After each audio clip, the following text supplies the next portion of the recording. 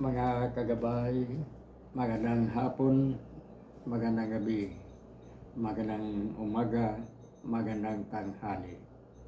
Saan man tayo naroon, ano man ang ating mga ginagawa, una at higit sa lahat, ating ialay ang ating mga sarili sa ating Panginoon. Sa loob lamang ng ilang mga sandali, ating damhin ang presensya ng Diyos.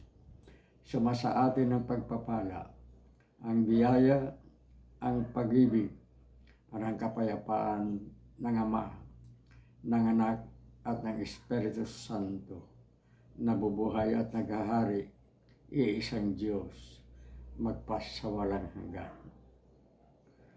Mga kagabay, sa isang liblib na barangay o baryo, sa isang bayan, may mag-asawa, may isang pamilya na 5 na ang anak at malapit ang isilang ang pang-anim.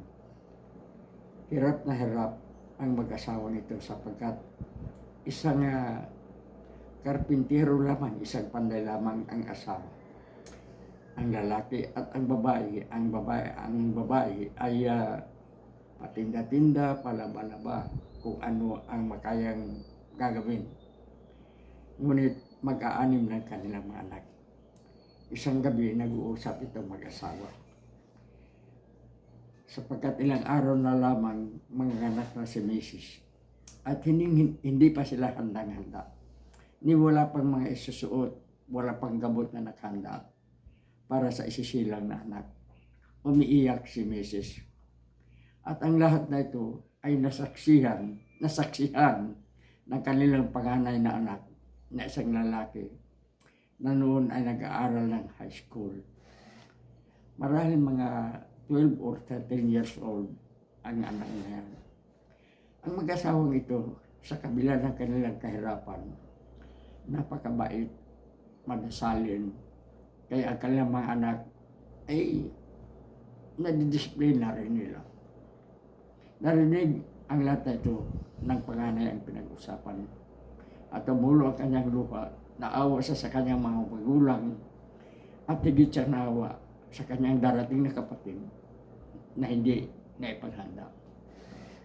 Napaiyak siya sa pag-iisip kung paano siya makatulong sa kanyang mga magulang at sa kanyang darating na kapatid.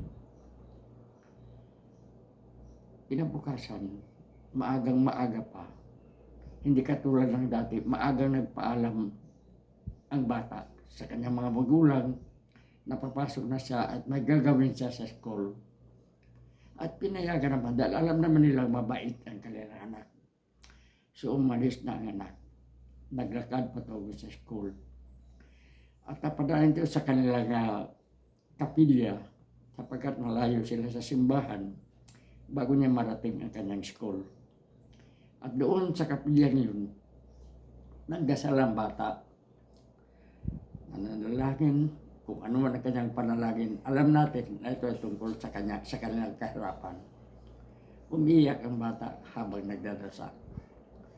At pagkatapos lumabas na ito sa kapilya, pinahid ang luha at patungo na sa paaralan. Bago siya nakarating sa paaralan, nadaanan niya ang isang nagtinda ng lubo. At tumili siya ng isa. Sabi nga niya, bawasan ko na muna ang aking baon sapagkat kailangan ko ito. Nung nasa kanya na yung bula, sinulatan niya, yung balon, sinulatan niya. Dinikit niya bago niya pinalipan. Pinalipan niya sa impapawid. Mga ilang araw mula pagkatapos noon, nabigla na lamang ang mag-asawa isang umaga nang dumating ang isang jeep na punong-puno ang grocery, kagamitan, kung ano-ano. At nagtatanong kung saan ang mag-asawang ito. At sila mismo ang napagtanungan. Kaya nabigla yung ama, ano ba ito? Bakit wala namang tayo? Ano to? Mama, sabi na doon sa nanay, sabi niya sa asawa niya, magiging yung mga anak na patingin doon.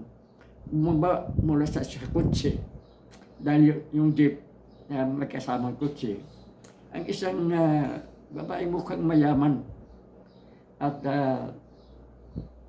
lumapit sa mag-asawa. Kilala mo niyo ba yung mag-asawang ito? Sabi ito nakatira. Sabi ng lalaki, kami po yan, madam, bakit po? Ay ano po ang aming may paglilingkod? Naparito ko, sabi nung babae, sapagkat dala ko yung hiningi sa isang sulat ng isang batang ganito ang pangalan. So nabigla yung mag-asawa sapagkat ang kanilang panganay na anak ang tinutukoy. At wala naman silang nalalaman kung bakit. At ang sabi ng lalaki ng ama, Mrs., baka po nagkakamali lang yun. Baka hindi ito ang bahang tinutukoy. At ang sabi ng babae, ito malinaw na malinaw. Nandito ang pangalan ng mag-asawa, nandito yung pangalan ng anak na sumulat, nandito yung address. So, tinignan ng anak at nakita niya na yung sulat na yun ang kanyang dinikit doon sa balon bago niya pinalipad. At ang nakasaad doon sa sulat, Lord, naniwala akong nandyan ka. Lord, hirap na kami. Hirap na si nanay at si tatay. At lalong mahirapan ang aking kapatid. Kailangan namin ang mga ito. Nakalista yung mga gamot, damit para sa bata, pagkain para sa bata, at iba-iba pa. At ikininto nung babae ang pangyayari. Sabi niya, matagal na siyang gusto magkaroon ng sariling anak. Kahit mag-ampun siya. At nung umagang yan, siya ay nagdasal na sana magkaroon siya ng anak. At isang balon na pumutok ang bumagsak sa kanyang harapan habang siya ay nasa harapan ng kanyang gruto. Pero sa gruto, sa kanilang tahanan daw sapagkat may kaya naman sila, mayaman sila. Pero wala silang anak.